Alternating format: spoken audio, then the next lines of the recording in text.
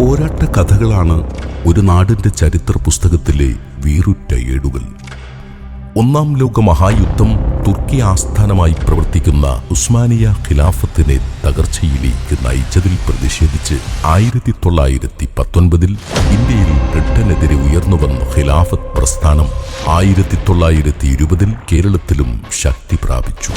ആലി മുസ്ലിയാർ എന്ന ദിഷണാശാലിയായ നേതാവിന്റെ കരുത്തുറ്റ നേതൃമികവിൽ ഖിലാഫത്ത് പ്രസ്ഥാനവും മാപ്പിള മുന്നേറ്റങ്ങളും കേരളത്തിൽ വൻ വിപ്ലവങ്ങൾക്ക് തിരികൊടുത്തു.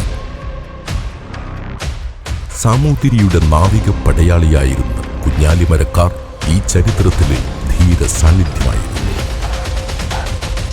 നിരന്തരമായ ഈ രാഷ്ട്രീയ ദുരിതങ്ങൾക്കെതിരെയുള്ള പരസ്യ പ്രതികരണങ്ങളായിരുന്നു ഒരർത്ഥത്തിൽ 1921 സംഭവങ്ങൾ. കേരളത്തിൽ ബ്രിട്ടീഷ് സാമ്രാജ്യത്തിനെതിരെ യുദ്ധം പ്രഖ്യാപിച്ച ആദ്യ നാട്ടുരാജാക്കന്മാരിൽ ഒരാളായിരുന്നു കേരളവർമ്മ പഴശ്ശിരാജ. മലയാളം മാതൃഭാഷയായ ഈ മണ്ണിൽ നടന്ന പോരാട്ടങ്ങളെല്ലാം മനുഷ്യനെ മനുഷ്യനായി കാണാനുള്ള മഹത്തായ അവകാശങ്ങൾക്ക് വേണ്ടിയായിരുന്നു.